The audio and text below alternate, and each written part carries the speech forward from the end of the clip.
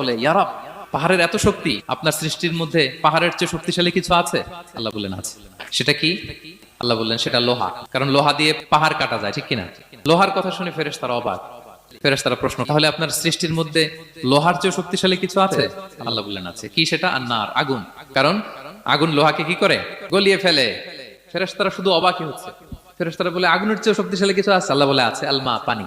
কারণ আগুনে দাউ দাউ করে জ্বলে ওঠা আগুনের মধ্যে পানি দিলে আগুন অস্তিত্ব হারায়। ফেরেশতারা শুধু অবাকই হচ্ছে। তারা বলে, তাহলে পানির চেয়ে শক্তিশালী কিছু আছে? আল্লাহ বলেন আছে, রিহ, বাতাস। কারণ বাতাস পানিকে একদিক থেকে আরেক দিকে নিয়ে যায়। জলের মধ্যে বায়ুর উচ্ছ্বাস লাগলে জলোচ্ছ্বাস তৈরি হয়, ঠিক কিনা? ফেরেশতারা আবার অবাক হয়ে বলে, তাহলে বাতাসের চেয়ে শক্তিশালী কিছু আছে? আল্লাহ বললেন আছে। সেটা কি? বলতেছে বনি আদম। ওই মানুষ শক্তিশালী যে গোপনে দান করে, এত গোপনে যে ডান হাত কি দান করলো, বা হাত সেটা টের পায় না। পড়েন সুবহানাল্লাহ।